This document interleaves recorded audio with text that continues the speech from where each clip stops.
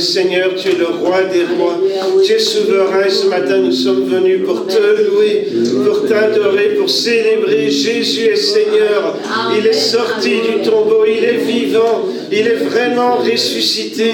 Merci Seigneur pour ce que ça veut dire dans nos vies. Aujourd'hui, tu es vivant, tu es le même et tu reviens, tu es le souverain et nous te louons Seigneur, nous te rendons grâce et honneur, louange et gloire. Tu es vivant, la mort n'a pu te retenir. C'est extraordinaire, tu étais mort et tu n'es plus mort. Merci Seigneur Jésus. Tu es vivant et tu vis au siècle des siècles. Et tu es là ce matin et ça change tout dans nos vies, dans nos circonstances, dans ce que l'on peut espérer de l'avenir. Jésus est vivant. Il est ressuscité. Il est vraiment ressuscité. Gloire à toi Seigneur Jésus. Alléluia. Gloire à Jésus. Il est ressuscité. Amen. Amen. Il est vivant.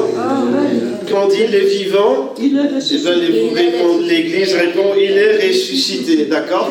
Il est vivant, il est ressuscité. Voilà, on recommence. Il est vivant, il est ressuscité. Amen. Après le sabbat, Matthieu 28, verset 1, après le sabbat, à l'aube du premier jour de la semaine, Marie de Magdala et l'autre Marie allèrent voir le sépulcre et voici il y eut un grand tremblement de terre, car un ange du Seigneur descendit du ciel, vint rouler la pierre et s'assit dessus. Son aspect était comme l'éclair, son vêtement blanc comme la neige, et les gardes tremblèrent de peur et devinrent comme morts. Mais l'ange prit la parole et dit aux femmes, pour vous, ne craignez pas, car je sais que vous cherchez Jésus qui a été crucifié. Il n'est pas ici, il est ressuscité comme il l'avait dit.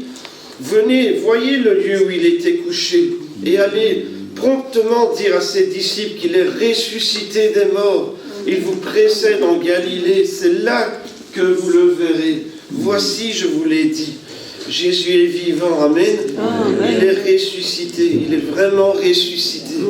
Et on va chanter des chants ce matin, et on va se souvenir de Pâques, on va se souvenir de la mort et de la crucifixion de Jésus, mais on va célébrer que Jésus est vivant, qu'il est sorti du tombeau et qu'il est vraiment ressuscité. Et on va réfléchir au fait que ce n'est pas juste un fait, ce n'est pas juste une légende d'abord, ce n'est pas juste un mythe, mais ce n'est pas non plus juste un fait historique.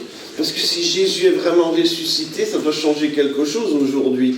Ça change quelque chose pour nos vies. Quelqu'un a vaincu la mort. Quelqu'un est plus fort que même la mort. Il est sorti du tombeau. Il est sorti du tombeau. La mort a perdu sa puissance. Il est sorti du tombeau. La mort a perdu sa puissance. Alléluia. Alléluia. Alléluia.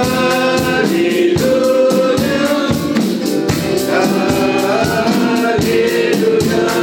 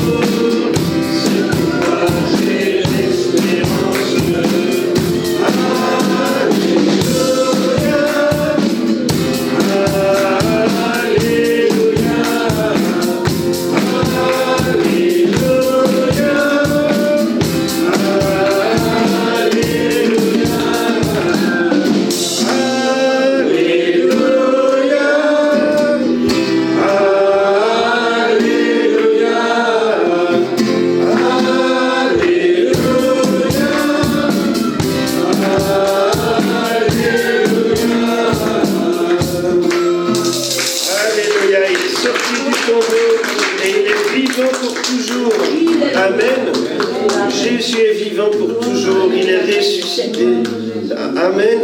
C'est incroyable de se dire, quelqu'un, vendredi, il était mort, et puis le dimanche, il était plus mort. Enfin, je ne sais pas si vous connaissez d'autres histoires comme ça, mais aucun des grands leaders religieux ou politiques ou de toute l'histoire, aussi merveilleux soit-il, aucun n'a été mort et puis il n'était plus mort. Il n'y en a qu'un, qui c'est Jésus. Luc 24, le premier jour de la semaine, comme ce matin, comme aujourd'hui, elles se rendirent au sépulcre de grand matin. Apparemment, l'aube, et c'est le grand matin, apparemment c'est la même chose, portant les arômes qu'elles avaient préparés. Elles trouvèrent que la pierre avait été roulée de devant le sépulcre, et elles étant entrées, elles ne trouvèrent pas le corps du Seigneur Jésus. Comme elles ne savaient que penser de cela, voici 2 hommes leur apparurent en avril resplendissants. Saisies de frayeur, elles baissèrent le visage contre terre, mais ils leur dirent: pourquoi cherchez-vous parmi les morts celui qui est vivant? Il n'est pas ici, il est ressuscité. Souvenez-vous de quelle manière il vous a parlé lorsqu'il était encore en Galilée. Et il disait: il faut que le Fils de l'homme soit livré entre les mains des pécheurs, qu'il soit crucifié et qu'il ressuscite le 3e jour. Et elles se ressouvinrent des paroles de Jésus. C'est intéressant, elles se souvinrent, elles se ressouvinrent, donc elles se souvenirent à nouveau. Bon, ressouvenez-vous des paroles de Jésus ce matin, ressouvenez-vous de ce qu'il avait dit. Oui, je dois mourir, mais ce n'est pas la fin de l'histoire. Il ressuscite et il est vivant pour toujours. Gloire à Dieu, amen. À toi la gloire, ô ressuscité, à toi la victoire, pour l'éternité, brillant de lumière, quand j'étais sans lui, il roule la terre.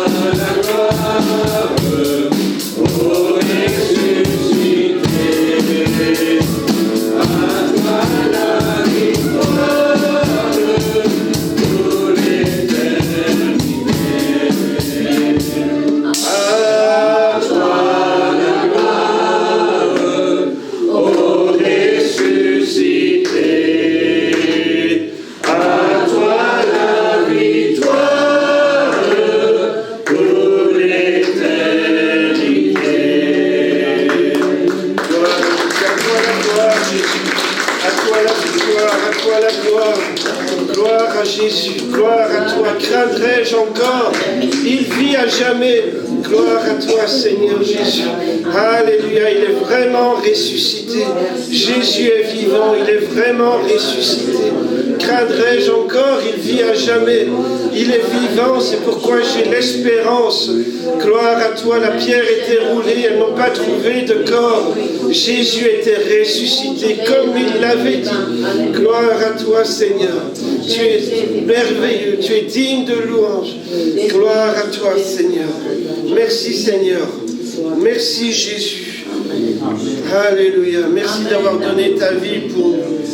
Et merci parce que tu es plus fort, même que les pires des choses qu'on peut imaginer. Même tu es plus fort que la mort. Alléluia, alléluia. Gloire et honneur à toi seul. Gloire et honneur à Jésus seul. Alléluia.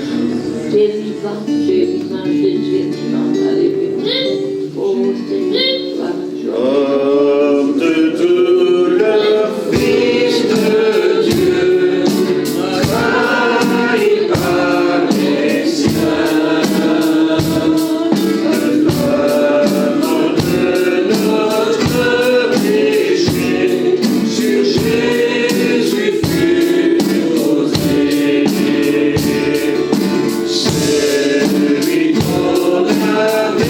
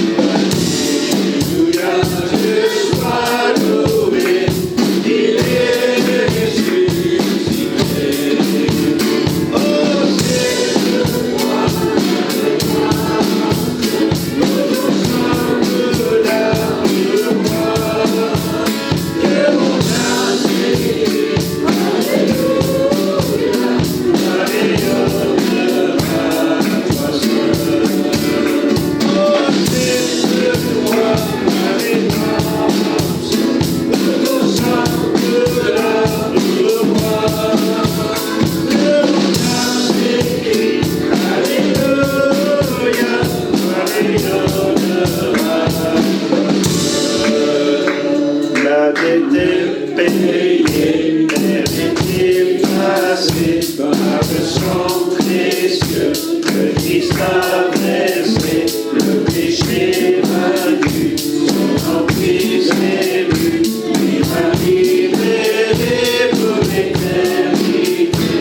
Avec le péché, elle est effacée par le sang précieux. Le Christ a versé, le péché vaincu, son emprise est vue, il m'a libéré pour l'éternité. Oh, c'est de voir la rédemption, nos sanglots-là de roi. Le monde a s'écrit, Alléluia, Alléluia. Oh, c'est de voir la rédemption, nos sanglots-là de roi. Le monde a s'écrit, Alléluia, Alléluia. Gloire et honneur. Alléluia, gloire et honneur à Jésus. Louange à Jésus. Ma dette est payée, ma dette est effacée. Le péché n'a plus d'emprise sur moi. Alléluia, vois le tombeau vide, son corps n'y est plus. Jésus est vraiment ressuscité. Alléluia, ma dette est payée, ma dette est effacée par le sang précieux de Jésus. Alléluia, il est vivant pour toujours. Alléluia, alléluia, gloire et louange à toi seul. Gloire et honneur à toi seul, Jésus. À toi seul tout l'honneur, à toi seul la louange, à toi seul la gloire, à toi seul l'adoration, à toi seul, Seigneur. Alléluia, alléluia, gloire et honneur à Jésus. Alléluia, gloire à toi, la croix et ma rédemption. Alléluia, il a payé pour moi, il a payé le prix. Gloire à toi, Jésus. Gloire à toi, Jésus. Tout est accompli. Tout est accompli. Merci, Seigneur. Alléluia. Saint, Saint, Saint est le Seigneur. Saint est le Seigneur. Gloire à toi, le lieu sur lequel tu te tiens est une terre sainte, parce que Dieu est là. Gloire à toi, Seigneur Jésus. Je suis saint, dit le Seigneur. Gloire à toi, Seigneur. Je suis l'alpha et l'oméga, le commencement et la fin. Alléluia, Jésus. Tu es digne de louange, tu es digne de gloire. Tu es digne, Seigneur. Gloire à toi, Seigneur. Je fais toutes choses nouvelles. Les choses anciennes sont passées. Voici, je fais toutes choses nouvelles. J'étais mort et je suis vivant et je vis au siècle des siècles. Gloire à toi, Seigneur Jésus. Alléluia. Gloire à toi. Saint est le Seigneur, le Dieu des armées. La terre est remplie de sa gloire. La terre est remplie de sa gloire.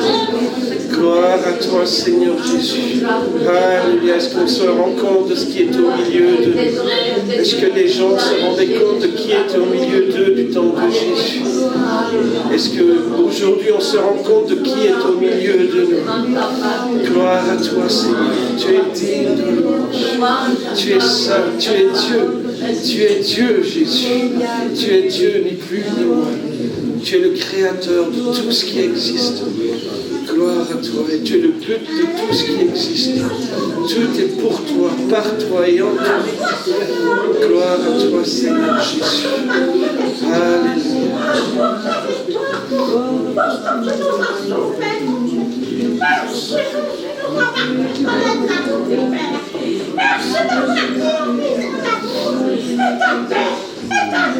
Seigneur, merci pour tout Seigneur. Merci pour toutes les merveilles de ta vie. Merci mon Dieu. Merci pour la lumière que tu nous ouvres. Merci pour notre grâce, Seigneur. Pour que nous puissions servir de tout notre cœur. Alléluia, Seigneur. Merci, merci, Seigneur. Merci d'être avec nous. Pour nous soutenir, pour nous porter à notre fatigué. Merci d'être avec nous, Seigneur. Infiniment, Jésus, que nous ayons aussi la route de la réussite.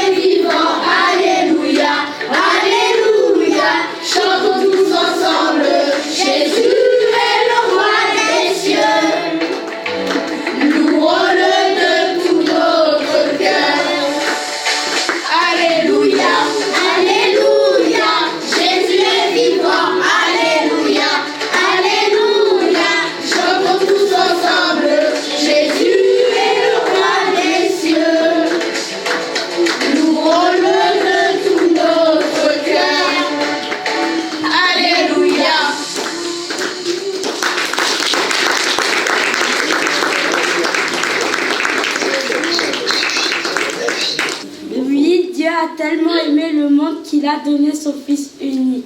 Ainsi, tous ceux qui croient en lui ne se perdront pas loin de Dieu, mais ils vivront avec lui pour toujours. Amen.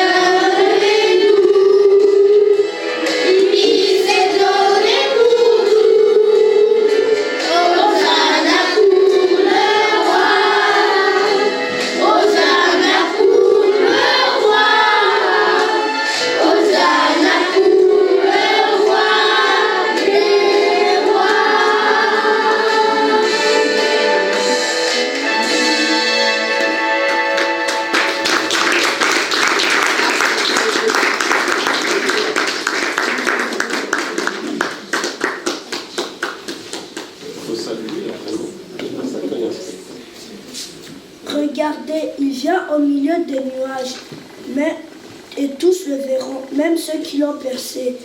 Tous les peuples du monde et de la terre seront en deuil à cause de lui.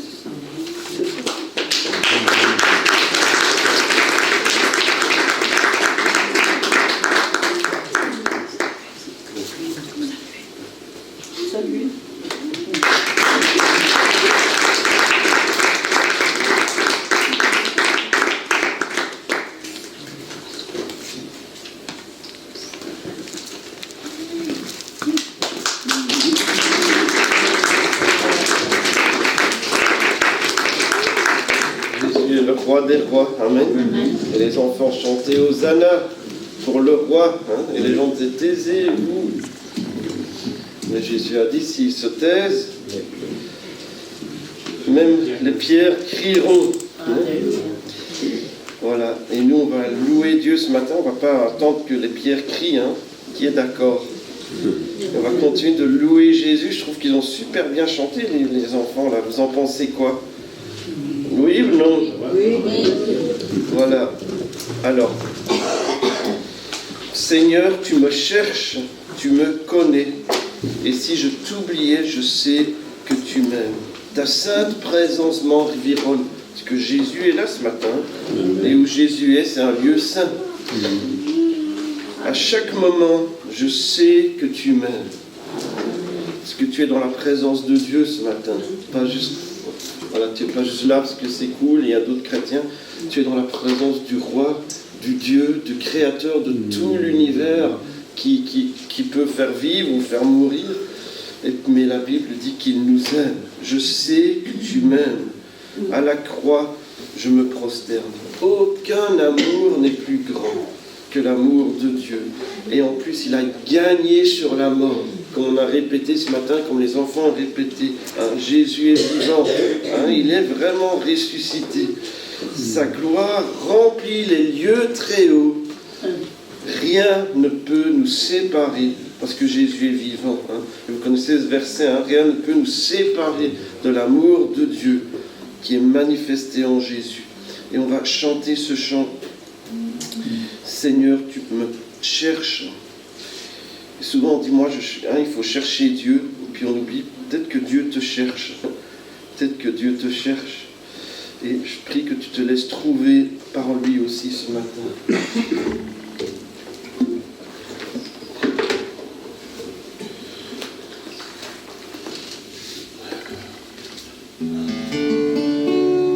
Seigneur, tu me cherches, tu me connais. Si je t'oublie, je sais que tu m'aimes. Ta sainte présence est en vivant à chaque moment.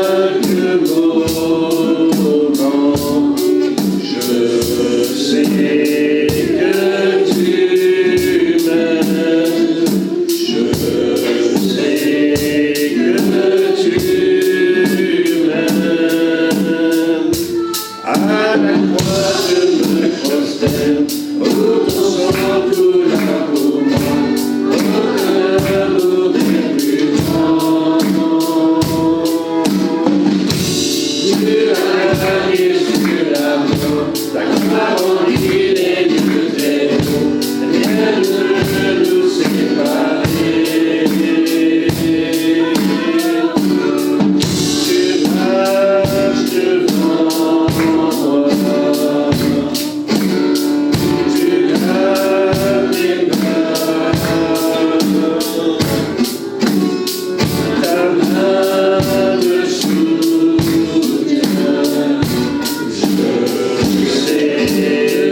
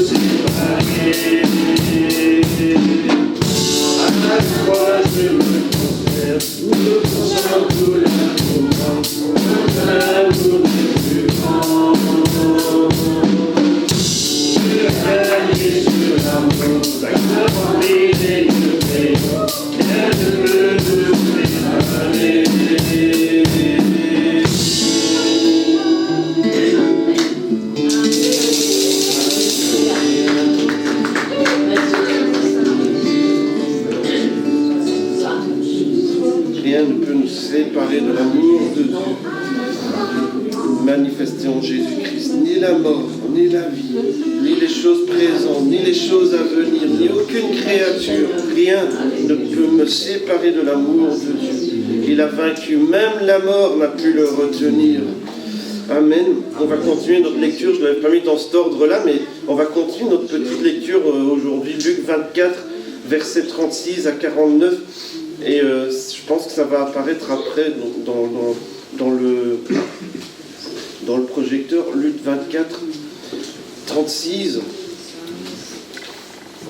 Je vous invite à relire, hein, comme les femmes se sont ressouvenues. Des fois, on croit qu'on sait. Hein. Je vous invite à relire, et à tout le temps relire hein, les passages de la Bible, des passages importants, mais à relire la Bible en général, d'ailleurs, tandis qu'il parlait de la sorte. Donc les disciples, comme nous ce matin, hein, ceux qui suivaient Jésus, ceux qui croyaient en Jésus, mais qui ne comprenaient pas tout, comme nous ce matin aussi. Et puis ils étaient rassemblés, et comme nous ce matin, et puis ils parlaient ensemble, qu'est-ce qui s'est passé, qu'est-ce que c'est que cette histoire. Tandis qu'il parlait, lui-même se présenta au milieu d'eux. Vous imaginez, vous pensez que vous allez au culte dimanche matin, et puis Jésus lui-même se présente au milieu de vous. Mais moi je pense que Jésus se présente tous les dimanches. Hein. Il y en a qui le voient, et il y en a qui ne le voient pas, mais Jésus est là. Lui-même se présenta au milieu d'eux. Et il leur dit, la paix soit avec vous. Saisis de frayeur, pourtant Jésus avait dit la paix, voilà qu'ils ont peur, c'est le contraire. Est-ce qu'on ne fait pas ça aussi des fois? Je ne sais pas si ça vous arrive. Jésus dit la paix avec toi et on a encore plus peur qu'avant. Hein. Quand quelqu'un te dit ne t'inquiète pas, tu te dis tout de suite à ce moment qu'il y a des raisons que je devrais m'inquiéter s'il dit ça. Hein. Je ne sais pas. Tandis qu'il parlait de la sorte, lui-même se présenta au milieu d'eux et leur dit la paix soit avec vous. Saisis de frayeur et d'épouvante, ils croyaient voir un esprit, un fantôme. Il leur dit, pourquoi êtes-vous troublés? Pourquoi pareille pensée s'élève-t-elle dans vos cœurs? Hein? Parce que les gens, ils ne ressuscitent pas d'habitude, mais pour Jésus, c'est normal. Voyez mes mains et mes pieds, c'est bien moi. Touchez-moi, voyez, un esprit n'a ni chair ni os comme vous voyez que j'ai. Et en disant cela, il leur montra ses mains et ses pieds. Comme dans leur joie, ils ne croyaient pas encore qu'ils étaient dans l'étonnement. Il leur dit, peut-être des fois vous êtes dans l'étonnement, et pourtant c'est vrai. Ah, c'est vrai Jésus. Et peut-être des fois on dit des choses à l'église ce matin ou une autre fois. Et vous êtes dans l'étonnement. Mais c'est vrai pourtant. Il leur dit, avez-vous ici quelque chose à manger? Ils lui présentèrent du poisson rôti et un rayon de miel, ça a l'air bien. Et il en prit et il mangea devant eux. Puis il leur dit, c'est là ce que je vous disais lorsque j'étais encore avec vous, qu'il fallait que s'accomplisse tout ce qui est écrit de moi dans la loi de Moïse, dans les prophètes et dans les psaumes. Donc on voit que tout l'Ancien Testament parle de Jésus. Il leur ouvrit l'esprit afin qu'ils comprissent les Écritures. Hein, que Dieu puisse ouvrir nos esprits aussi. Hein. Et il leur dit, ainsi il est écrit que le Christ souffrirait, qu'il ressusciterait des morts le 3e jour, et que la repentance et le pardon des péchés seraient prêchés en son nom à toutes les nations, à commencer par Jérusalem. Vous êtes témoins de ces choses, et voici j'enverrai sur vous ce que mon Père a promis. Mais vous restez dans la ville, jusqu'à ce que vous soyez revêtus de la puissance d'en haut. Voilà, on va avancer, mais on préfère une prédication sur chaque verset. Hein. Que vous soyez revêtus de la puissance d'en haut. Jésus est vivant, il a vécu la mort, c'est vrai. Parfois c'est étonnant, mais c'est pas parce que quelque chose est étonnant que ce n'est pas vrai. Hein. Jésus est vraiment ressuscité. Il a donné sa vie pour nous. Des fois, quand j'y pense, j'espère que des fois tu y penses aussi, quand je pense à la croix, où Jésus a donné sa vie pour moi, je vois ses mains, je vois ses pieds meurtris. Et dans l'histoire qu'on a lue, on a vu que même quand il était ressuscité, on pouvait toujours voir les marques dans ses mains et ses pieds. Mon sauveur a été attaché au bois, mais il est ressuscité. La mort est vaincue. et il reviendra et il régnera pour toujours. C'est le chant qu'on va chanter, c'est l'histoire du chant, enfin c'est l'histoire de l'évangile, hein, c'est l'histoire de Pâques, depuis le vendredi jusqu'au dimanche, hein, ce chant. Quand je songe à la fin de croix, où Jésus meurtrit pour moi, je vois ses mains, ses pieds percés, mon sauveur moi attaché, son collier de la trempée dans le tombeau fut déposé, l'entrée scellée d'une colombière, le Méditeur et baptisé. Au nom de notre Seigneur, grâce son nom à tous. Amen.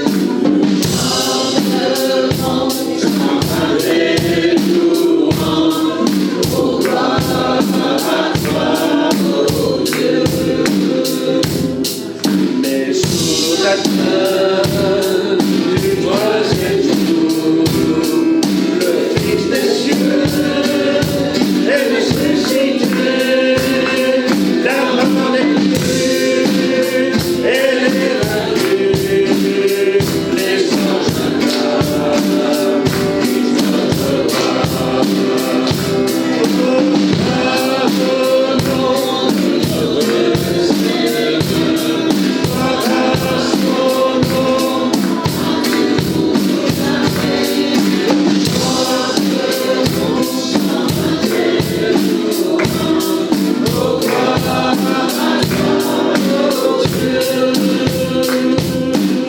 Il reviendra de l'enfer, percer la nuit, notre Jésus, et je serai parmi les saints, garder tes bras,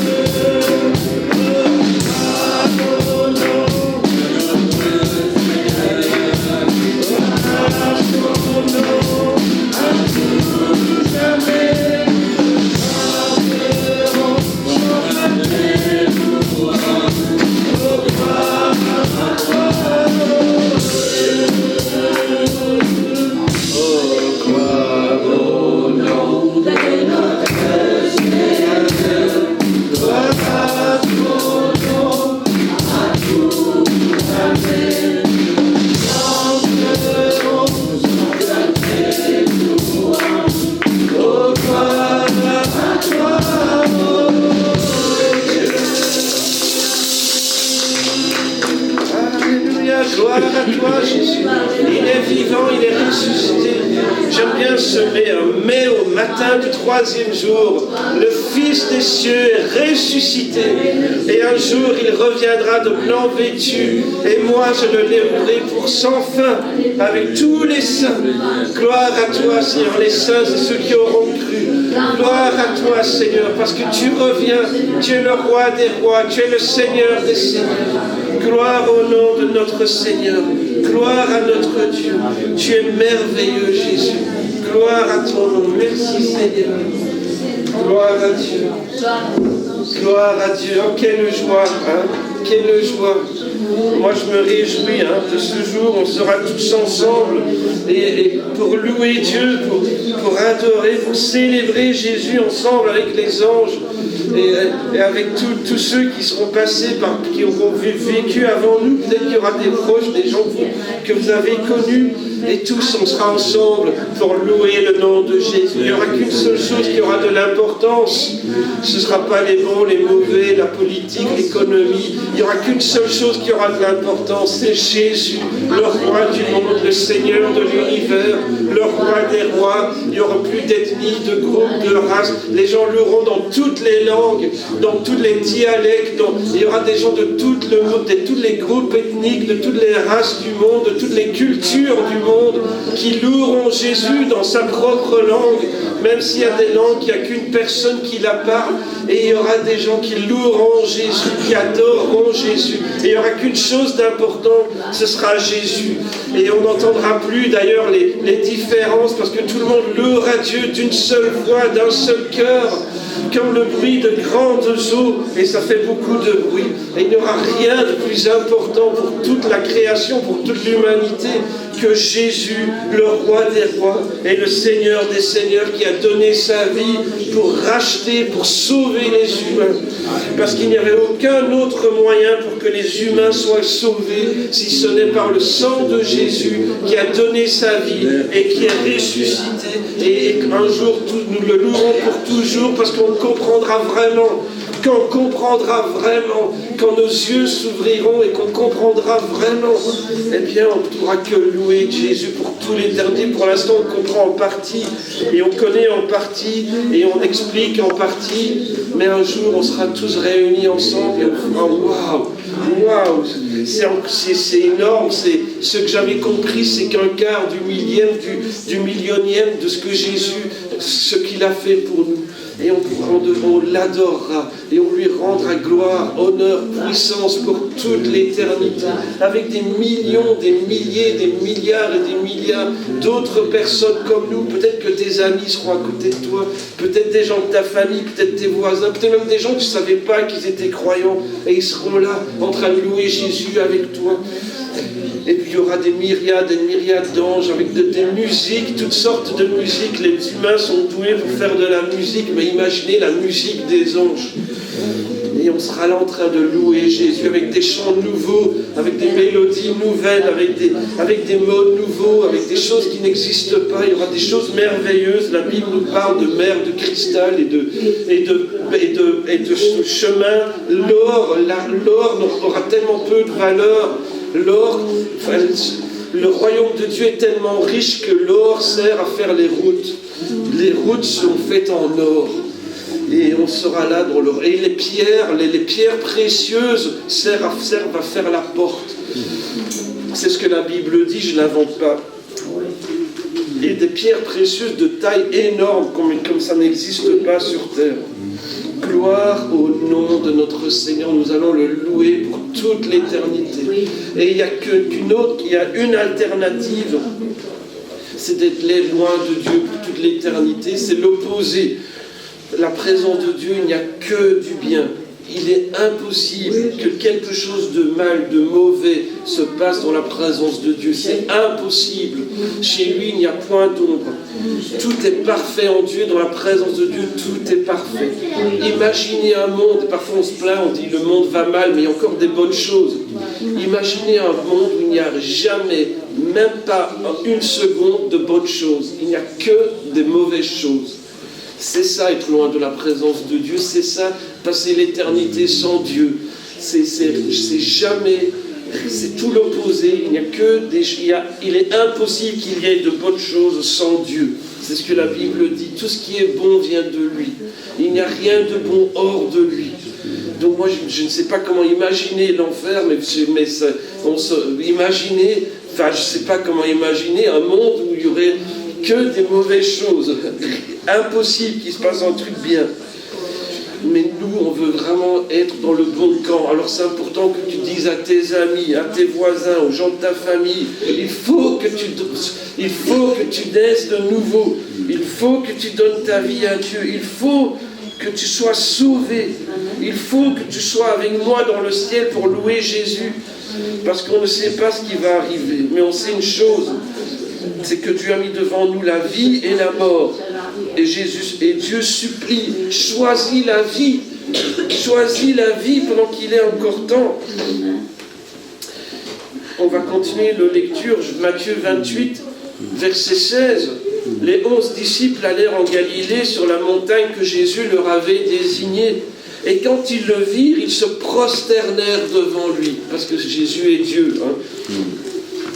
Les Juifs ne se prosterneraient jamais devant autre que Dieu.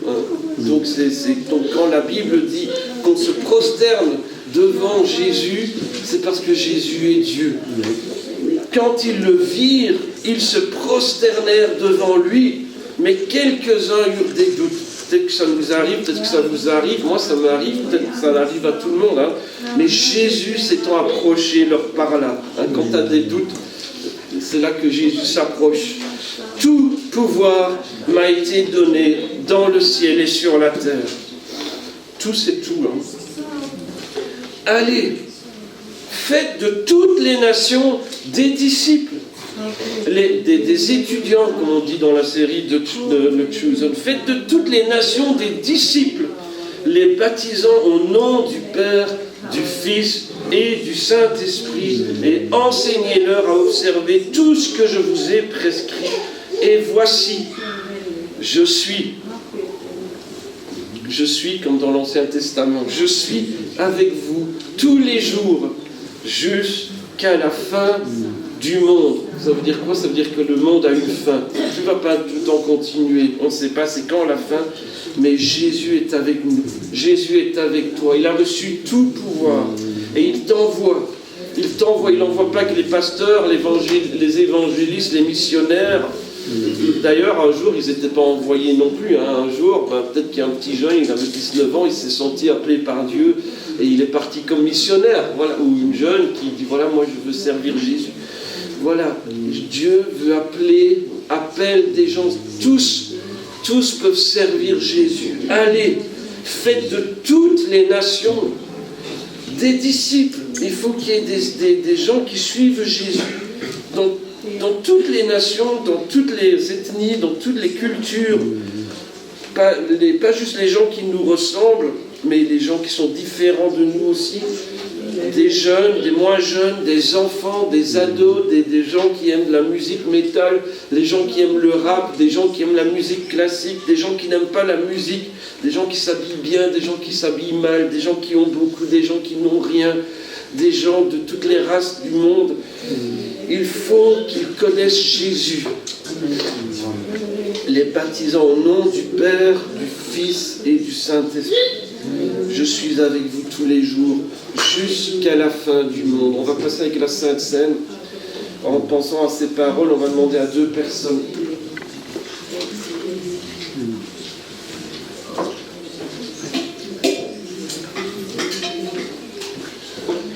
Bonjour tout le monde.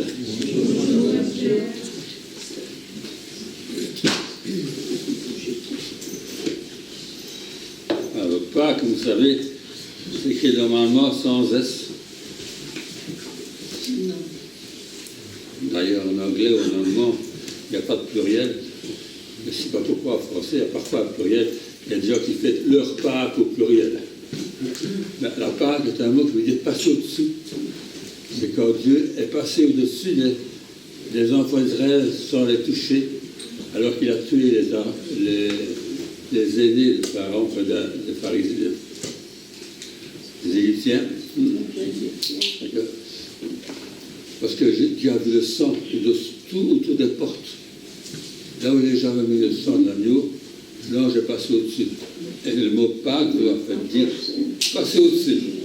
D'accord? Et ça parle toujours de liberté, etc. Et nos amis juifs, ils aiment bien ça, cette idée de liberté. Amen. Dieu qui libère. Mais ce matin, nous allons lire dans Actes chapitre 10.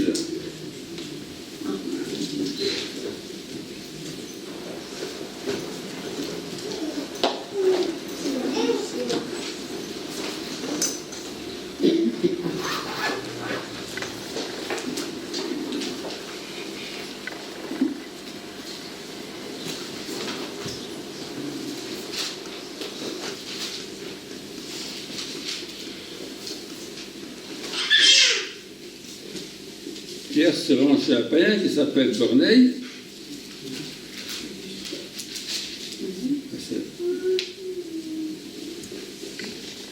Et puis il leur parle, il dit, qui est Jésus?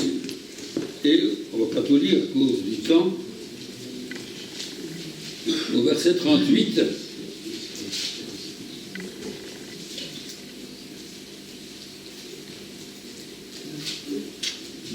chapitre 10, verset 38.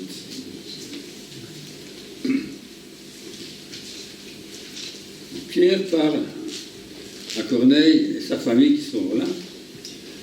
Il est là. Vous savez comment Dieu a oint du Saint-Esprit et de force Jésus de Nazareth qui allait de lieu en lieu faisant du bien et guérissant tous ceux qui étaient sous l'empire du diable, car Dieu était avec lui. Nous sommes témoins de tout ce qu'il a fait dans le pays des Juifs et à Jérusalem. Ils l'ont tué en le pendant au bois. Dieu l'a ressuscité le 3e jour et a permis qu'il apparût, non à tout le peuple, mais aux témoins choisis d'avance par Dieu, à nous qui avons mangé et bu avec lui, après qu'il fut ressuscité des morts. Et Jésus nous a ordonné de prêcher au peuple et d'attester que c'est lui qui a été établi par Dieu, juge des vivants et des morts. Tous les prophètes rendent de lui le témoignage que quiconque croit en lui reçoit par son nom le pardon des péchés. Amen. C'est notre lecture. C'est un peu un abrégé de l'Évangile. La première chose qu'il dit, c'est que Dieu a oint du Saint-Esprit et de force Jésus de Nazareth, qui allait de lieu en lieu faisant du bien et guérissant tous ceux qui étaient sous l'emprise ou l'empire du diable. Car Dieu était avec lui. Et c'est vrai, quand on voit les évangiles, on a tous ces miracles spectaculaires, extraordinaires, des foules entières qui viennent écouter et surtout voir ce que Dieu fait à travers Jésus. Il y a une femme, pendant longtemps, elle était malade, courbée, et dans Luc chapitre 13,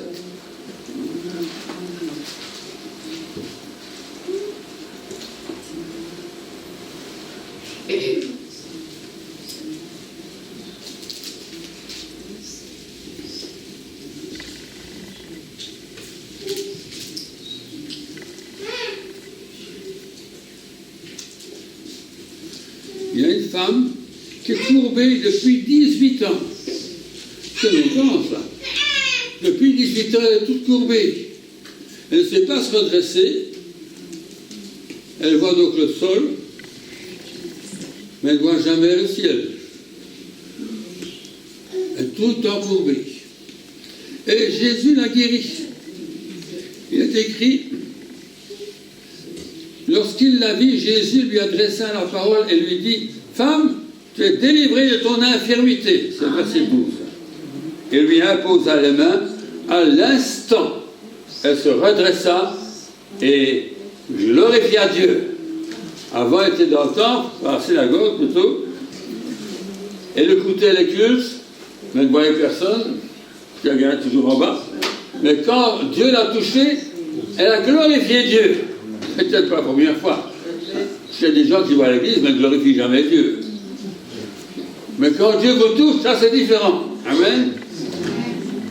Le chef de la synagogue a dit, est-ce que Jésus avait opéré cette guérison un jour de sabbat? Le sabbat, c'est le jour de congé chez les Juifs, c'est samedi. D'accord? Ils travaillent jusqu'à vendredi, y compris dimanche, mais samedi, ils ne travaillent pas. Hein? Alors, on ne peut pas travailler. Et pour ce monsieur-là, d'avoir guéri cette personne, c'est un travail. C'est le médecin. Il y a la foule, il y a 6 jours pour travailler. Venez donc vous faire guérir ces jours-là. Quand tu es malade, tu ne vas pas au docteur, c'est le jour de congé. C'est ça en tout cas. Et non pas un jour de sabbat. Hypocrite, le répondit le Seigneur.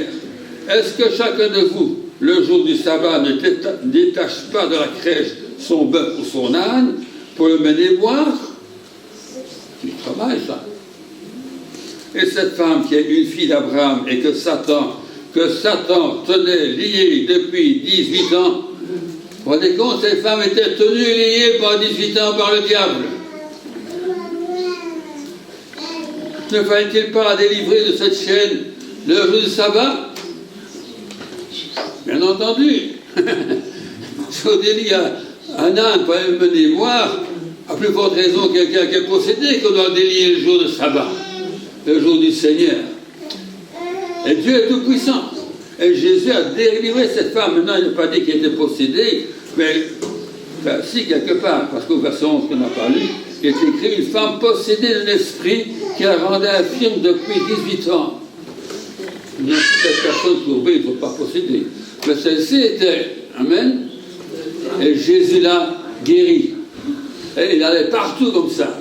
Si j'avais continué un petit peu la lecture, on ne l'a pas fait. Et un peu plus loin, Jésus dit, pendant 2-3 jours, je serai ici, je prêche, je guéris les malades et je chasse les démons. Ah oui, c'est ce qu'il faisait Jésus. Il délivrait les gens. Ce qui fait écrit ici, et il guérissait tous ceux qui étaient sous l'empire du diable. Le diable tenait accablé, lié, courbé, comme cette femme. Hein? D'accord? Et Jésus est toujours le même. Alléluia. Mais ce qu'il faisait, c'est extraordinaire. Et Pierre dit, vous savez, vous êtes étranger, vous êtes italien, il était à la terre. Hein? D'accord? Mais vous savez, vous avez entendu dire que Jésus a circulé partout et guérissait les gens, fait des choses formidables, il chassait des démons, c'est extraordinaire ce qu'il faisait Jésus. Parfois il y avait des foules, 5000 personnes assistaient un jour à la multiplication des pains. Avec 5 pains, il a nourri 5000 personnes. Ben, il faut le faire. Amen. Il calmait les tempêtes, il chassait les démons, il ressuscitait même des morts. Ce Jésus était formidable. Jésus a dit, je suis venu pour chercher et sauver ceux qui étaient perdus. Et puis il continue, nous sommes témoins de tout cela, je lis toujours dans Actes chapitre 10, nous sommes témoins de tout ce qu'il a fait dans le pays des Juifs et à Jérusalem. Ils l'ont tué. Ils ont tué Jésus en le pendant au bois. Matthieu 20, 28. Le Fils de l'homme, Jésus, il est venu pour délivrer les gens. Et il est mort sur la croix. Il devait mourir sur la croix.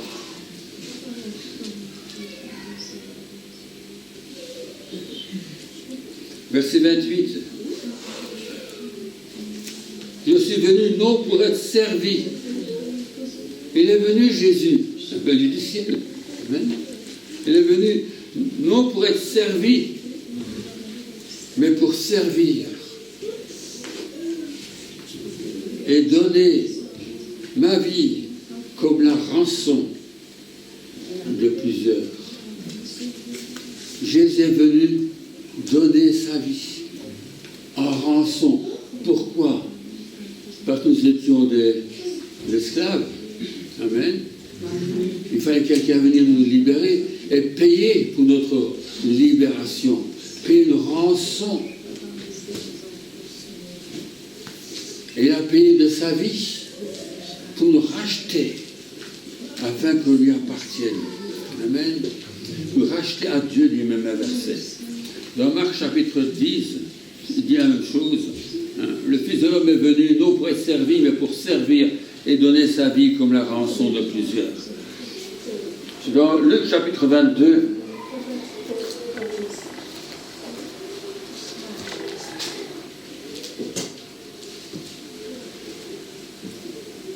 verset 19.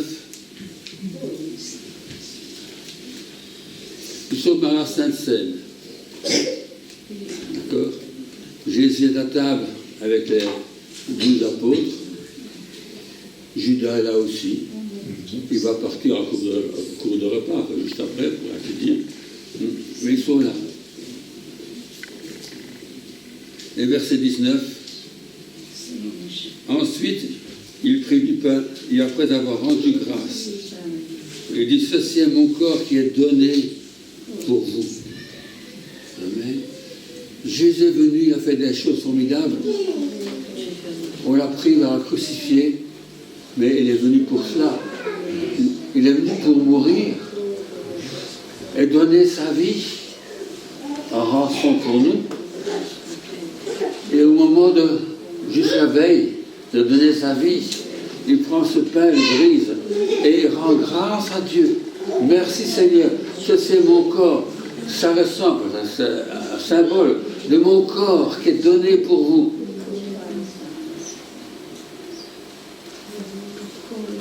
Faites ceci en mémoire de moi.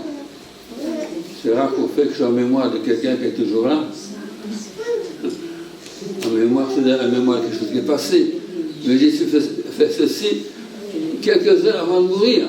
Amen. Et déjà, il dit, faites ceci maintenant en mémoire de moi. Je vais mourir dans quelques heures. Amen. Mais on le fait encore maintenant, 2000 ans plus tard, en mémoire de Jésus. C'est ce qu'on vient de faire ce matin. On a pris du pain, on l'a rompu, et on a dit merci Dieu, merci Jésus, de t'être donné pour nous sur la croix, en rançon pour moi. Il prit de même la coupe après le souper. Il a leur donné en disant, cette coupe est la nouvelle alliance. On entre une alliance avec Dieu. La nouvelle alliance en mon sang, qui est répandu pour vous. Et sur la croix, le sang va couler pour toi et pour moi. Et pour les apôtres. Et pour tout le monde. Amen. Pour faire une alliance avec Dieu.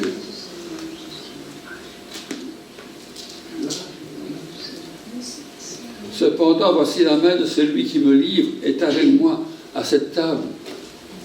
Ça, on a déjà réfléchi là-dessus. C'est quand même étonnant qu'à cette table, il y avait ses apôtres. On penserait, c'est tous des saints qui sont là autour de Jésus. C'est la crème des crèmes. Par-de-tout, il y a le traître qui est là. Il y a Pierre qui va venir. Il y a Philippe qui comprend. Quel d'art pour chez nous. Il y a toutes sortes de gens autour de cette table. Mais qui sont invités au repas. Pour qui Jésus va donner sa vie. Amen. Nous sommes là aussi, avec nos défauts. Mais Jésus aussi a donné sa vie pour nous, pour chacun. Mais il y a aussi là un traître. Le Fils de l'homme s'en va selon ce qui est déterminé. Mais malheur à l'homme par qui il est livré. Elle commence à se demander les uns aux autres, qui est celui d'entre eux qui ferait cela? Ben oui, parmi les 12 apôtres, franchement. Mais il y en a un. Verset 39, tout plus loin. Après être sortis là, selon sa coutume, à la montagne des Oliviers, ses disciples suivirent. Lorsqu'il fut arrivé dans ce lieu, il leur dit, priez, afin que vous ne tombiez pas en tentation. Puis il s'éloigna d'eux à la distance d'environ un jet de pierre, et s'étant mis à genoux, il pria, disant, Père, si tu voulais éloigner cette coupe de moi, toutefois que ma volonté ne se fasse pas, mais la tienne. Alors un ange lui apparut du ciel pour le fortifier. Étant en agonie, il priait plus instamment, et sa sueur devint comme des grumeaux de sang qui tombaient à terre. Après avoir prié, il se leva et vint vers les disciples qu'il trouva endormis de tristesse. Vous dormez de tristesse parfois? Parfois, quand vous êtes des soucis, de problèmes, vous ne dormez pas, c'est le contraire. Et ils arrivent à dormir de tristesse. Pourquoi dormez-vous? Ben oui. Je leur ai demandé par 3 fois, priez, veillez, priez, afin de ne pas tomber en tentation. Et ils dorment. Il faut dire qu'il a passé la nuit à prier. Si moi je dis, on va faire une réunion de prière à 10h du soir, je vais aller jusqu'à 4h du matin, il y a des chances qu'à 11h, beaucoup d'entre vous êtes en train de dormir. D'accord?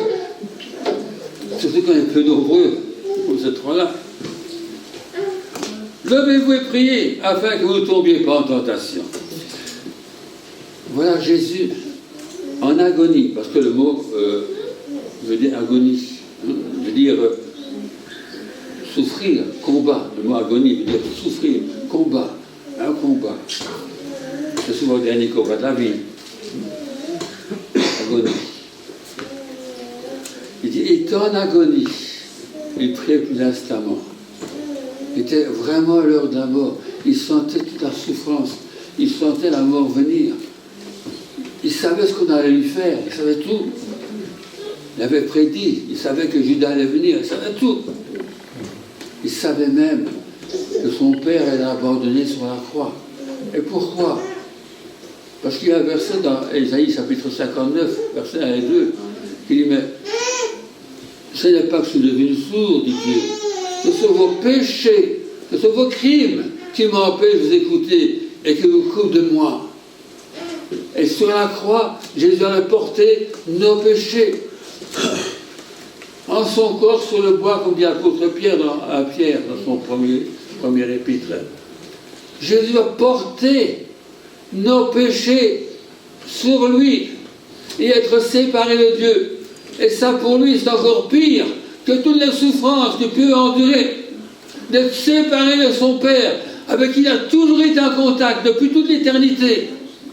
Brusquement, il n'y a plus de contact, parce qu'il porte nos péchés, et il paye notre châtiment. Le salaire du péché, c'est la mort, et il est en train de payer pour nous notre salaire, notre châtiment. Et là, il meurt sur la croix. Il sait qu'il va mourir. Et il y a ce combat. Non, Seigneur, je ne veux pas. Je ne veux pas être séparé de toi. Non, Seigneur, je ne veux pas être séparé de toi.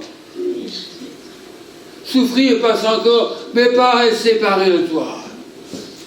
Et il y a un combat.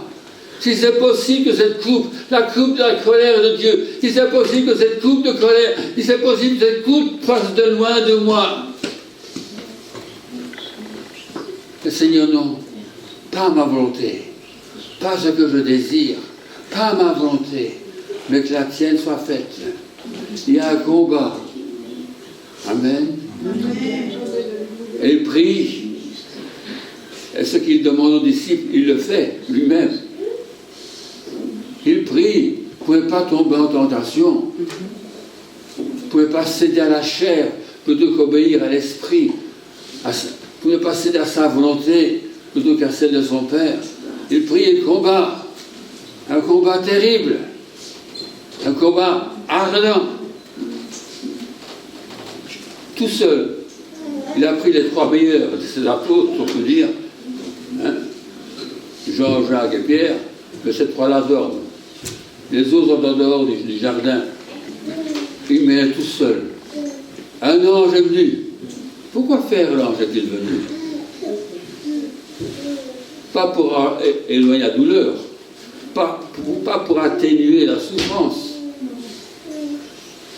Il est venu pour le fortifier, afin qu'il puisse justement supporter cette souffrance. Un ange est venu pour le fortifier. Et soit en passant, dans vos moments de problème, où les choses sont difficiles pour vous, sachez que Dieu veut vous fortifier. Vous verrez peut-être pas essayer de s'ouvrir un ange descendre, mais il sera là, Dieu sera là, pour fortifier l'âme qui a besoin d'être fortifiée. L'âme qui prie, qui cherche sa face. Il n'atténuera peut-être pas vos souffrances, mais vous fortifiera pour que vous soyez fort assez pour les supporter et passer à travers.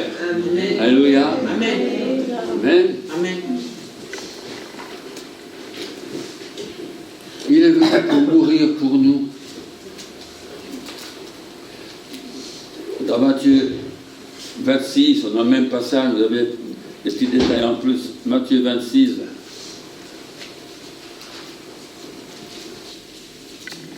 « 41.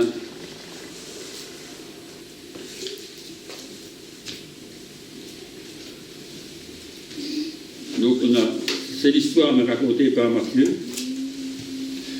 Il dit à Pierre, aux autres, aux 2 autres, veillez et priez afin que vous ne tombiez pas en tentation. L'esprit est bien disposé, mais la chair est faible. Alors il faut que je lutte pour que la chair ne prenne pas le dessus. Tu as des bonnes dispositions, mais tu vas tomber à cause de ta chair qui est faible. Il faut que tu sois fort, passer au-dessus de ta chair. Priez, dit-il.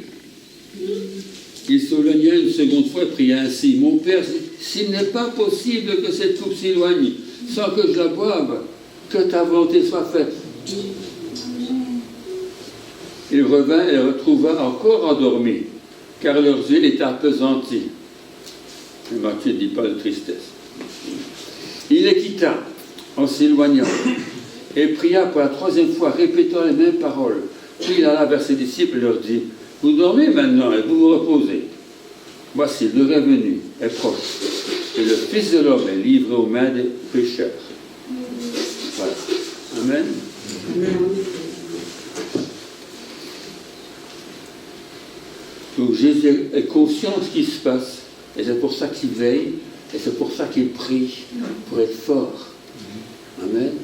Parce qu'il a connu au début de sa carrière, son ministère, aussi des tentations par le diable dans le désert.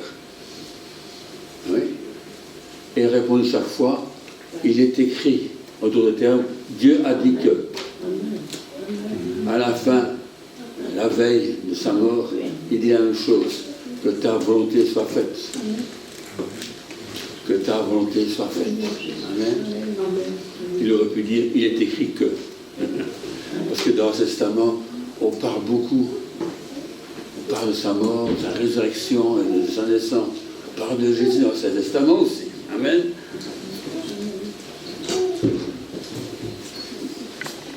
Dans Luc chapitre 9,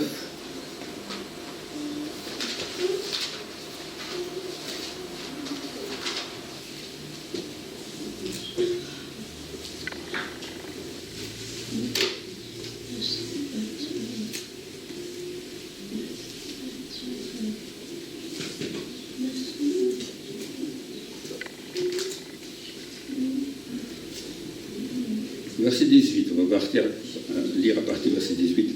Un jour que Jésus prit à l'écart, ayant avec lui ses disciples, il leur posa cette question. Qui dit donc que je suis? Ils répondirent, Jean-Baptiste, les autres Élie, les autres qu'à des prophètes, et ressuscités. Et vous, leur demanda-t-il, qui dites-vous que je suis? Qui répondit, le Christ de Dieu. Jésus leur recommanda sévèrement de ne le dire à personne. Et il ajouta qu'il fallait que le Fils de l'homme, c'est comme ça qu'il s'appelle souvent, hein, à part de lui-même, il dit le Fils de l'homme. Et au général, le F majuscule en français, vous voyez, faites attention. Il fallait que le Fils, avec une majuscule, le Fils de l'homme souffrit beaucoup, qu'il souffrit beaucoup, qu'il fut rejeté par les anciens, par les principaux sacrificateurs et par les scribes, c'est les érudits qui savent écrire, les secrétaires, les scribes, qu'il fut mis à mort et qu'il ressuscita le troisième jour. Il fallait. Il le savait et a prédit. Amen. Et il fallait qu'il meure pour nos péchés. Dans 1 Pierre chapitre 2, que je disais tout à l'heure,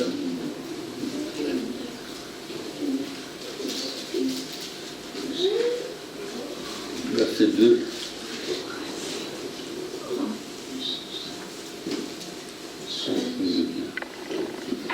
verset 21, verset 21.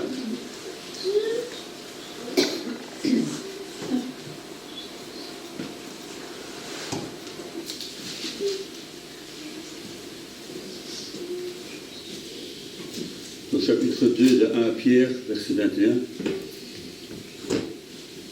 Donc les chrétiens qui Pierre écrit sont persécutés.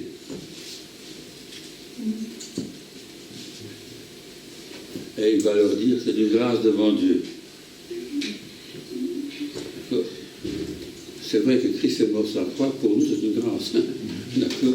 Et pour lui c'est une gloire. Dieu va être glorifié dans la mort de son Fils. C'est un terme difficile à comprendre. Comment est-ce qu'on peut être glorifié quand on est pendu à une croix?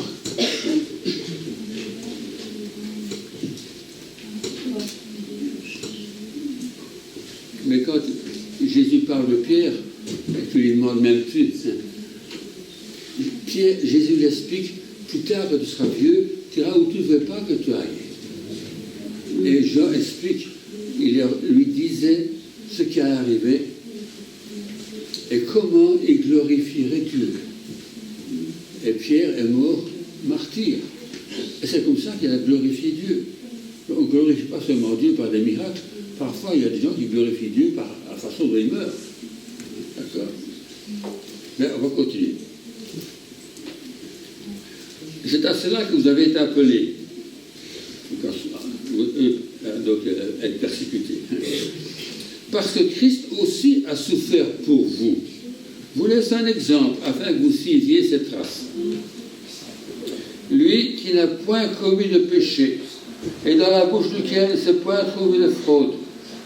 Lui qui a injurié ne rendait point d'injure, maltraité ne faisait point de menace, mais s'en remettait à celui qui juge justement, donc Dieu son Père, lui qui a porté lui-même nos péchés en son corps sur le bois. Voilà pourquoi il meurt, en portant tes péchés, en portant lui-même tes péchés sur le bois, afin que morts au péché, nous vivions pour la justice. Parce que la vie vient après la mort. La résurrection vient après la mort. Il fallait que Jésus meure pour qu'il puisse ressusciter. Il faudra que tu meurs pour que tu puisses ressusciter. Je ne sais pas si vous comprenez ça. Un jour, une conférence ici à Verviers, un grand prédicateur venu d'Amérique, et il prêchait sa résurrection. Et puis il disait aux gens qui étaient là, on est tous ressuscités en Jésus-Christ. Je me suis permis de dire seulement. Avant de ressusciter, il faut d'abord mourir. Il m'a dit, c'est évident ça. Ça peut être évident, mais beaucoup de gens ne savent pas qu'il faut mourir avant de ressusciter. Si tu ne meurs pas à toi-même, tu ne peux pas ressusciter. Si tu ne meurs pas au péché, tu ne peux pas vivre pour la justice. Il faut que tu meurs. Il faut que tu portes toi-même ta croix. Et que tu suives Jésus. Lui est allé jusqu'à un enterrement. Enfin, pas un enterrement, il est allé jusqu'à la croix. Une crucifixion. Il faut que quelque part, ton péché meure aussi. Et que tu meurs sur la croix aussi. Que tu portes ta croix. Tu ne mourras peut-être pas martyr, mais il faut quand même que tu meurs à ta volonté. Pas ma volonté, mais que la tienne soit faite. Parce que moi j'ai envie, mais ce que toi tu veux que je fasse. Ça, oui, là tu dois mourir. Pas ma volonté, mais la tienne. Pas ma chair, mais ton esprit.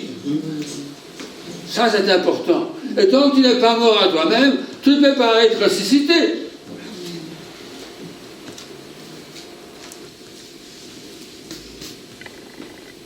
Afin que morts au péché, nous vivions pour la justice. Lui, par les meurtrissures duquel vous avez été guéris.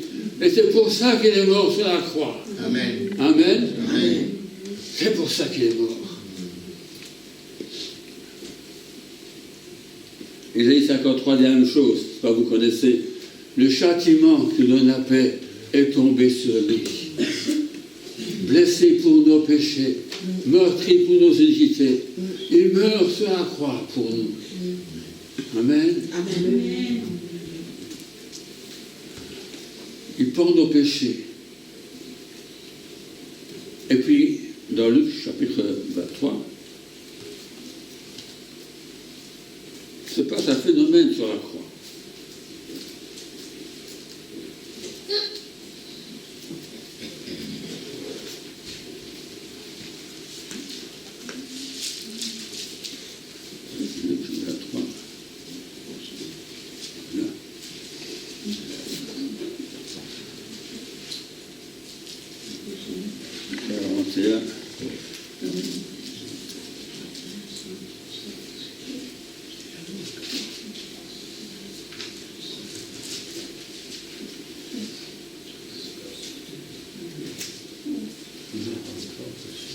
Luc 23. 41, oui.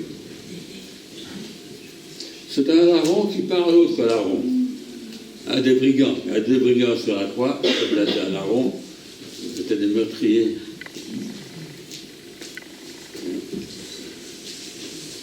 Tu as deux insultes de Jésus, elle s'écoute la foule qui est devant lui. Et puis un qui repense, il se reprend.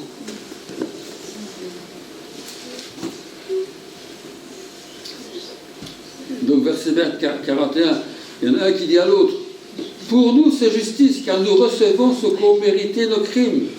Voilà quelqu'un qui le connaît. Je le mérite. C'est déjà extraordinaire.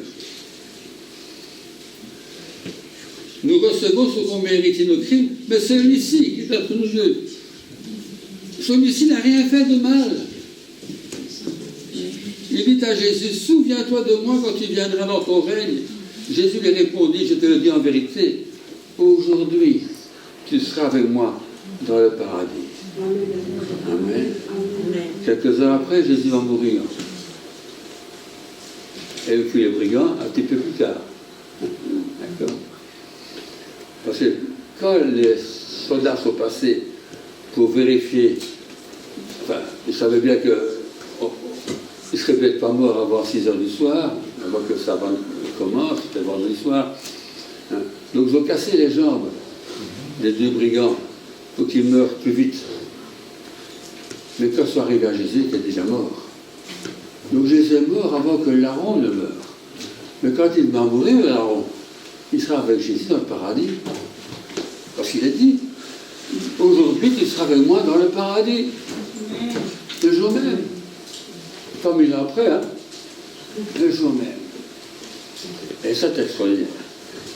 Donc, verset 40, on va lire le reste. Il était déjà environ la 6e heure chez les Juifs, ça fait à midi, et il y eut des ténèbres sur toute la terre jusqu'à la 9e heure, c'est-à-dire 3 heures après-midi.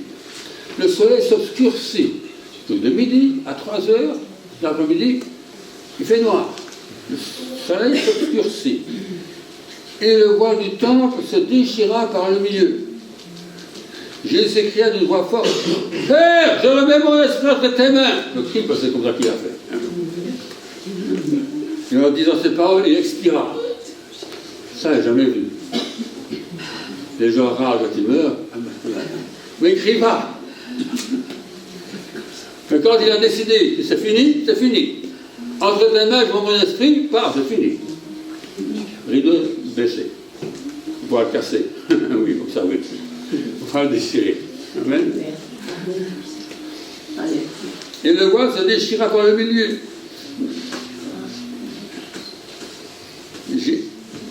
Le centenier, voyant ce qui était arrivé, glorifia Dieu et dit, certainement cet homme était juste. Et dans l'autre passage, il dit, certainement cet homme était le Fils de Dieu. Il était le juste, au premier majuscule.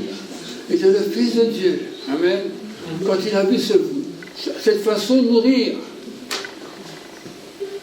et le voile qui se déchire.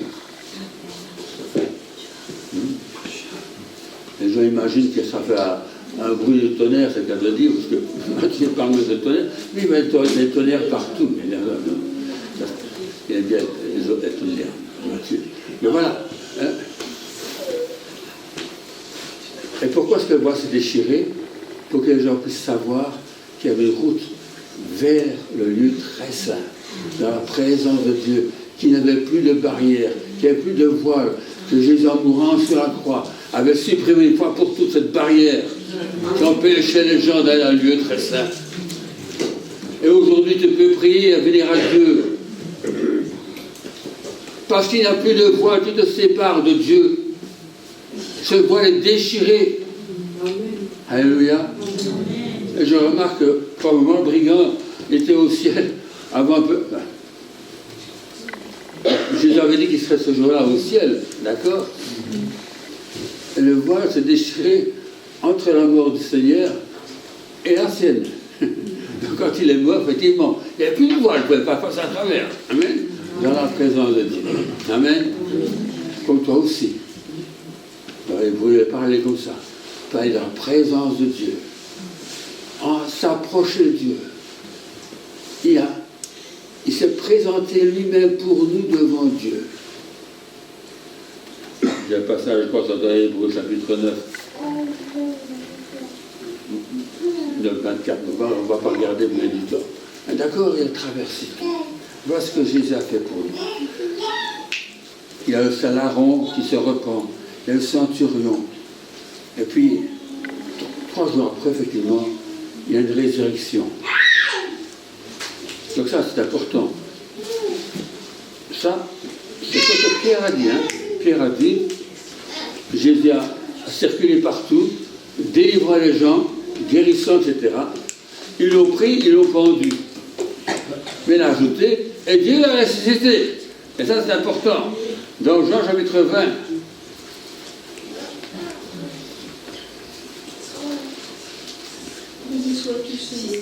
Alors je vous dis en passant que nous fêtons la résurrection, mais chez les Juifs, la Pâque, c'est la mort. La mort de mouton. D'accord? Et quand Paul parle de la Pâque, lui, il parle de Jésus qui meurt comme un mouton. D'accord? Bien sûr, à 3 jours près, on met tout ensemble. Donc Pâques, c'est Jésus qui meurt et Jésus qui ressuscite. Donc on est content. D'accord?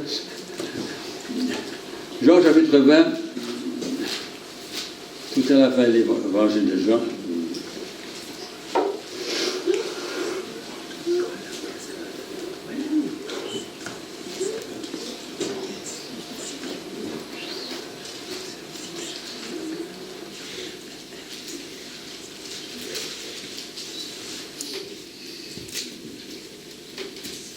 Donc il est dit que le premier jour de la semaine, qui est un dimanche, le jour après le sabbat, voilà. Le premier jour de la semaine, Marie de Magdala se rendit au sépulcre dès le matin, comme il faisait encore obscur, et elle vit que la pierre était ôtée du sépulcre. Parce qu'elle m'arrange chez Jean, c'est qu'il n'a pas parlé de pierre avant. On a mis Jésus dans le tombeau, mais on n'a pas parlé de pierre. Mais on sait qu'il y a une pierre parce que les autres évangiles en ont parlé. D'accord. Elle courut vers Simon-Pierre et vers l'autre disciple que Jésus aimait et leur dit, ils ont enlevé le sépulcre du Seigneur et nous savons pas où ils l'ont mis. Où est-ce qu'il est, mon cher Jésus?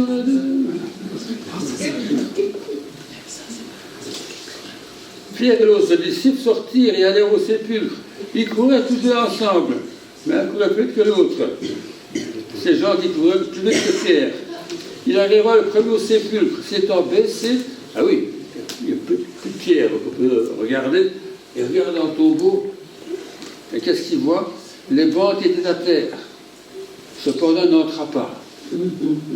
Pierre, qui le suivait, arriva haut et entra dans le sépulcre. Regardez, lui. Il rentre dans le sépulcre et vit les bandes qui étaient à terre.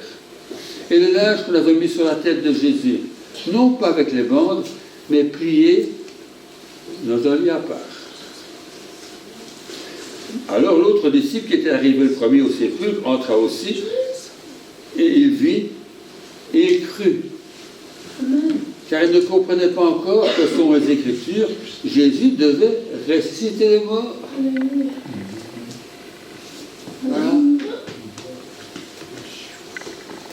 Et Jésus ressuscité les morts. Alors, en parenthèse, les linges qui sont là par terre, c'est bizarre. Hein? Donc on a enveloppé, comme fait tout à l'heure, la seule que Joseph arrive à acheter. On sait bien ça qu'il a mis. Mais c'est que Jésus passe à travers. Quand plus tard il va traverser un mur. Ici il traverse événement.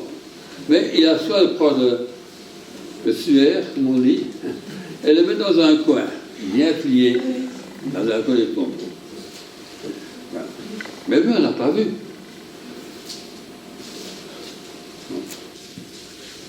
Entre nous, soit dit, ça peut être l'orge qui a plié, mais en tout cas, c'était rangé.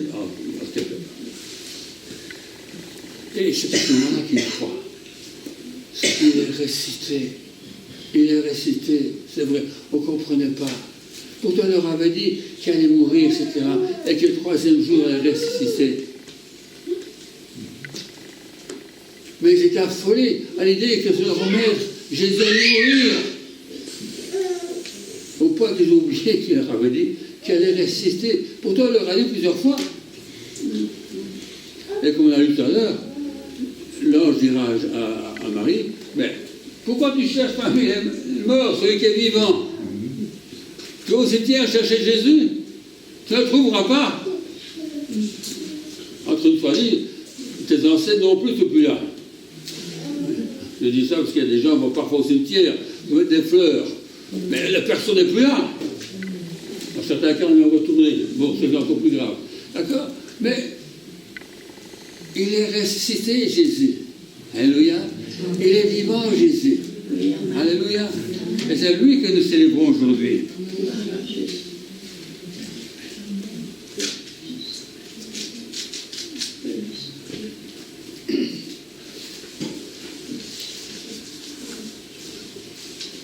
Et parce qu'il est toujours vivant, et qu'on nous dit, il est capable, il est toujours capable, toujours puissant, pour sauver tous ceux qui s'approchent de Dieu par lui.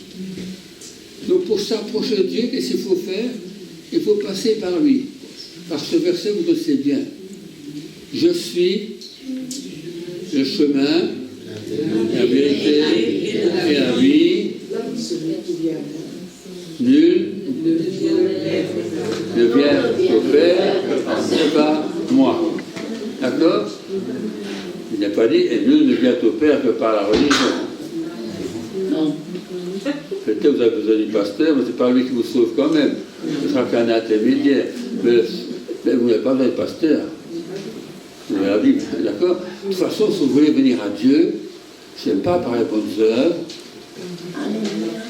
ce n'est pas par votre souffrance, parce que Christ a souffert pour vous, il n'y a pas besoin de souffrir deux fois. C'est la même chose. Il a souffert pour vos péchés, pourquoi devriez-vous souffrir en plus pour vos péchés? C'est dire que son travail était inutile ou pas assez. Il faut ajouter encore vos œuvres, votre souffrance. Mais non, non, ajoutez rien du tout. Amen. Il a pris vos péchés une fois pour toutes. Amen. Et vous vous approchez de Dieu par Jésus, qui est la vérité, mais qui est aussi la vie. Amen.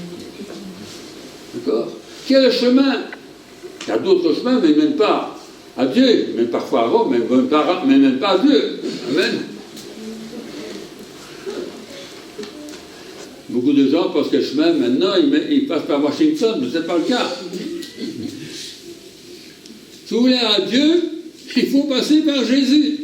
Et Jésus, c'est la croix, c'est son sang qui a coulé. Jésus, c'est celui qui est ressuscité. Et ce qu'il a fait avant sa mort, il peut le faire maintenant parce qu'il vit encore. C'est toujours le même Jésus. Alléluia. Mais il a dû passer par le creux de la vague, je veux presque dire. Et mourir pour nos péchés, à notre place. Comme dit 2 Corinthiens, vous pouvez lire ça si vous voulez.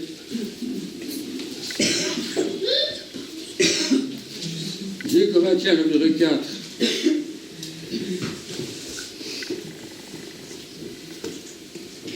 Verset 8. C'est Paul qui parle. On inclut les autres apôtres. Il dit, nous sommes pressés de toute manière. Verset 8.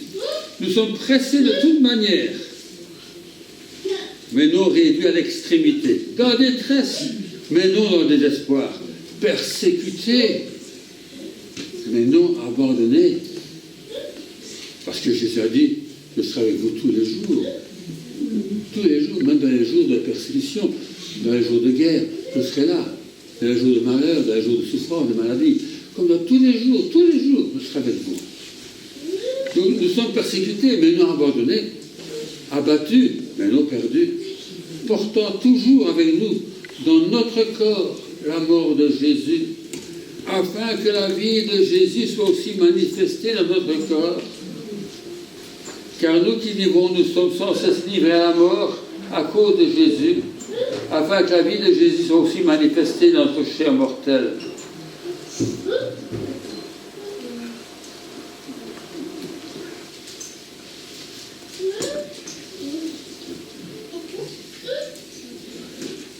Ainsi la mort agit en nous, la vie en vous. Et comme nous avons le même esprit de foi qui est exprimé dans cette parole de l'Écriture, j'ai cru, c'est pourquoi j'ai parlé, nous aussi nous croyons. Et c'est pour cela que nous parlons, sachant que celui qui a ressuscité le Seigneur Jésus nous ressuscitera aussi avec Jésus et nous fera paraître avec vous en sa présence. La résurrection de Jésus est un présage, je veux dire, de votre propre résurrection. Un jour, Jésus reviendra. Et tous ceux qui ont cru en lui et qui sont morts ressusciteront, et ceux qui seront vivants à ce moment-là, on sera appelés ensemble. Amen. Rencontre de Jésus dans les airs. Nous allons aussi ressusciter. La résurrection de Jésus est une preuve.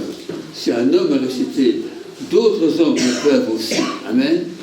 La même puissance. Amen. Et chapitre 5, chapitre suivant, versets 14 et 15. Car l'amour de Christ nous presse. Il y a plusieurs choses qui le pressent. Hein. Ils sont pressés de plusieurs manières. Et il parle de toutes les souffrances que les gens vont lui faire subir. Mais il dit, il y a plus que ça. Il y a l'amour de Christ. Lui aussi nous presse. Parce que nous estimons que si un seul est mort pour tous, nous croyons que Jésus est mort pour tous. Oui, vous croyez que Jésus est mort pour tous? Oui. Ou seulement pour certaines personnes? Pour tout le monde. C'est que tous sont morts. S'il est mort pour, il est mort. D'accord? Et s'il est mort pour tous parce qu'ils sont pécheurs, alors tous sont pécheurs. D'accord? N'essayez pas de vous faufiler. Il est mort pour les autres, pas pour moi c'est injuste. Moi, j'ai rien fait de mal. Il est mort pour tous, vous aussi. Amen. Et il dira lui-même, je ne suis pas venu pour les justes, hein, mais pour appeler les pécheurs à la repentance. Si tu crois juste, tu n'as pas besoin de Jésus, mais tu n'iras pas au ciel non plus. Parce que c'est le seul chemin. C'est par sa mort. Amen. S'il est mort pour tous, c'est donc que tous sont morts. Et qu'il est mort pour tous, afin que ceux qui vivent ne vivent plus pour eux-mêmes. Afin que ceux qui vivent ne vivent plus pour eux-mêmes. Moi ceci, moi ça, mon confort, moi ça. Bon. Ma richesse, ma gloire, mon respect. Respectez-moi les droits de l'homme. Les droits de l'homme. C'est fini les droits de l'homme pour un chrétien. C'est le droit de Dieu qui est important. Afin que ceux qui vivent ne vivent plus pour eux-mêmes, mais pour celui qui est mort et ressuscité pour eux. Alléluia. Pas seulement pour vivre pour ceux qui est mort.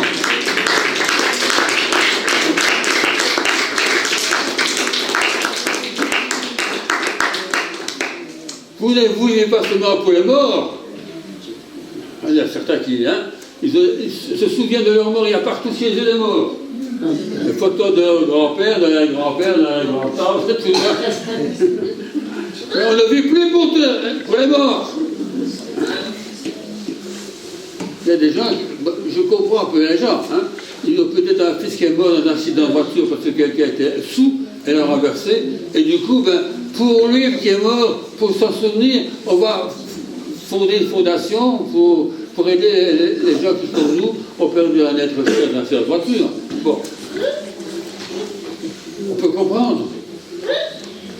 Et quelque part, on continue à faire vivre le mort, en quelque sorte.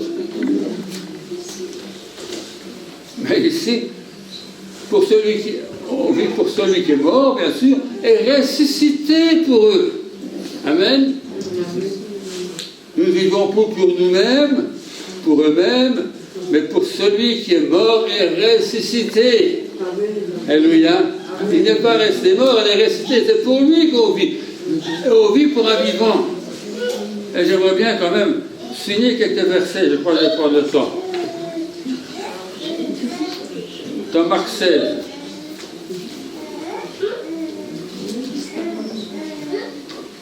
Car c'est Pâques aujourd'hui.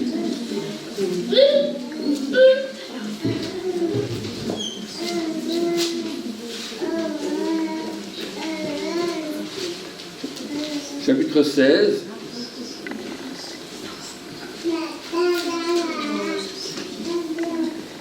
Donc, dans la fin de l'évangile de Marc.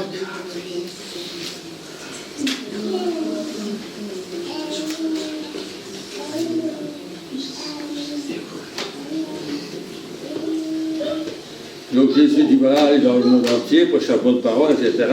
Celui qui sera baptisé, qui croit qu'il sera baptisé sera sauvé, et les miracles qui accompagneront ceux qui auront cru, etc. Et puis verset 19, je saute un peu du temps. Le Seigneur, après leur avoir parlé, fut enlevé au ciel et s'assit à la droite de Dieu. Et ils s'en allèrent prêcher partout. C'est les 11 apôtres, en parenthèse. Ils s'en allaient prêcher partout. Le Seigneur travaille avec eux, parce qu'il était toujours vivant. Il était assis à droite de Dieu, mais il travaille avec eux. Quand les gens disent, oui, c'était par lui, c'est son esprit. Ben, moi, je vais garder le texte comme il est ici. Déjà, je vais mettre l'esprit partout, on va laisser tomber. Ils s'en allaient prêcher partout. Le Seigneur travaillait avec eux et confirmait la parole par les miracles qui l'accompagnaient. Et dans Acte 10, on en a parlé. Donc je dis dans ce résumé que Pierre a dit, Jésus guérissait partout, ils l'ont pris, ils l'ont tué, et puis verset 40 du chapitre 10, Dieu l'a ressuscité le 3e jour. Il est apparu. Et puis verset 42, et Jésus nous a ordonné de prêcher au peuple et d'attester que c'est lui qui a été établi par Dieu, juge des vivants et des morts. Tous les prophètes rendent de lui le témoignage que quiconque croit en lui reçoit par son nom le pardon des péchés. Ben, ça, c'est le résumé de l'évangile. Ce que Jésus a fait, on l'a tué, Christ l'a ressuscité, et puis on va annoncer la bonne nouvelle partout. Et Dieu travaille, et Dieu agit, et il y a des miracles qui accompagnent sa parole. Amen. Et on va regarder le livre des Actes, puisqu'on y est. Actes chapitre 2.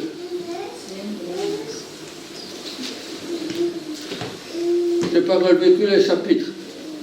Je me suis contenté des 3 premiers, 4 premiers. Chapitre 2 des Actes. Verset 22. Hommes israélites, écoutez ces paroles. Jésus de Nazareth, cet homme à qui Dieu a rendu témoignage devant vous, par les miracles, les prodiges et les signes qu'il opérait par lui, au milieu de vous, comme vous le savez vous-même. Cet homme, livré selon les desseins arrêtés sur la prescience de Dieu, vous l'avez crucifié. C'est le jour de la Pentecôte qui parle ici. D'accord ? Plein de juifs autour. Même des juifs de l'étranger, etc. Vous l'avez crucifié, vous l'avez fait mourir par la main des impies, par des Romains. Dieu l'a ressuscité, en le délivrant des liens de la mort. Amen. Quelqu'un qui casse les liens, quelqu'un qui casse les chaînes. Amen. Même le lien de la mort, parce qu'il n'était pas possible qu'il fût retenu par elle. Sur leur passage des psaumes. Verset 32. C'est ce Jésus que Dieu a ressuscité. Nous en sommes tous témoins. Élevé par la droite de Dieu, il a reçu du Père le Saint-Esprit qui avait été promis et il a répandu, comme vous le voyez et l'entendez. Verset 38. Pierre leur dit, repentez-vous et que chacun de vous soit baptisé au nom de Jésus-Christ pour le pardon de vos péchés, et vous recevrez le don du Saint-Esprit. Amen. C'est le verset 36, j'ai mal écrit. Le verset 36, que toute la maison d'Israël sache donc avec certitude que Dieu a fait Seigneur et Christ, ce Jésus que vous avez crucifié. C'est ça qui a touché leur cœur. On a crucifié notre Christ, on a crucifié le Seigneur, Dieu lui-même. On l'a crucifié et Dieu a fait de Jésus le Seigneur et le Christ. Oh, vrai choix à faire. Repentez-vous, Dieu est prêt à pardonner, même un crime pareil. Amen. Et pardonnez, car ils ne savent ce qu'ils font. Chapitre 3, verset 15.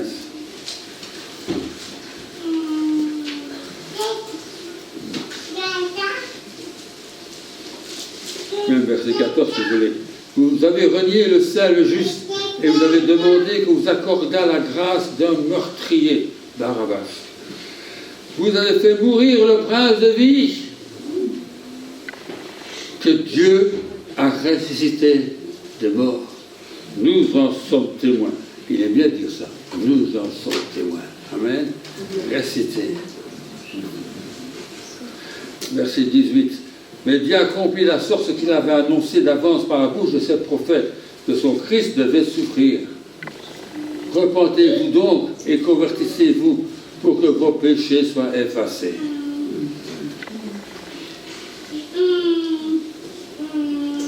Chapitre 4,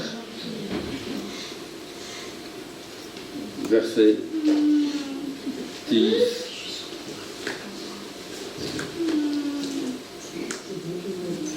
Sachez donc et que tout le peuple d'Israël le sache, c'est par le nom de Jésus-Christ de Nazareth que vous avez crucifié et que Dieu a ressuscité des morts, c'est par lui que cet homme se présente en pleine santé devant vous. Un homme qui était malade, qui était boiteux, a été guéri. Au nom de Jésus, lève-toi et marche. Et l'homme s'en a marché. Les gens disent, mais comment est-ce possible? Mais c'est par Jésus que vous avez crucifié. Mais il est ressuscité, il est vivant. Et ce Jésus vivant, des jours après, est en train de guérir un boiteux. Amen. Et à travers ce livre des Actes, il y a des morts qui ressuscitent, il y a toutes sortes de choses qui se passent. Parce que Jésus est toujours vivant. À travers le livre des Actes, il est toujours en train d'agir. D'ailleurs, enfin, parenthèse, Luc a commencé comme ça son livre. Hein. J'ai écrit dans le premier livre en parlant des évangiles. Et les Actes, c'est ce que Jésus a commencé de faire. Et continue de faire à travers les actes. Amen. Et les témoignages de Paul d'autres dans les épîtres en plus. Et dans l'histoire de l'Église en plus. Jésus continue encore à agir. Amen. Il n'a pas changé. Alléluia. Jésus est le même hier, aujourd'hui, éternellement. Il est dit dans chapitre 4, justement, verset 33.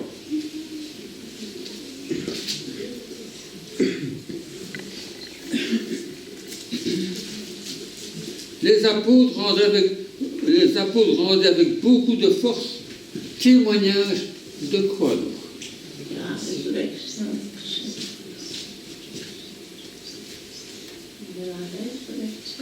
Ils rendent avec force témoignage de la résurrection du Seigneur Jésus. Moi, j'entends les chrétiens qui rendent témoignage de l'amour de Jésus. Oui. Mais eux, avec force. Comment? Et par tous les biens qui se passaient. Comment est-ce qu'on peut prouver qu'il est ressuscité? Sinon, parce qu'il agit encore maintenant. Et avec force, parce qu'il fait encore des miracles, des prodiges, comme dans le temps. Car il est écrit dans le livre aux Hébreux, comme vous savez, Jésus-Christ est le même hier, aujourd'hui et éternellement.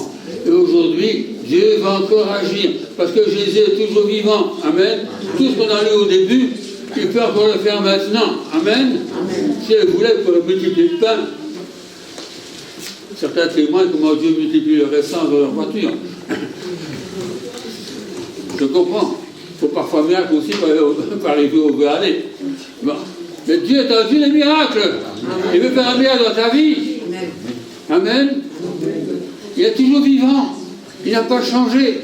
Et nous rendons témoignage, pas seulement qu'il est mort, mais nous rendons témoignage que Jésus est vivant. Amen. Et qu'il est vivant encore aujourd'hui pour changer ta vie, pour te pardonner, pour te guérir, pour te remplir de son esprit. Il n'a pas changé. C'est toujours le même Jésus. Alléluia. Et c'est ce que nous prêchons aujourd'hui. Ainsi Pierre a dit, voilà, à Corneille, voici les fondamentaux. Ce qu'il a fait. Amen. On l'a crucifié. Dieu l'a ressuscité. Et maintenant nous rendons témoignage qu'il est vivant. Amen. Alléluia. Eh bien, que Dieu vous bénisse. Je vais m'arrêter là. Et...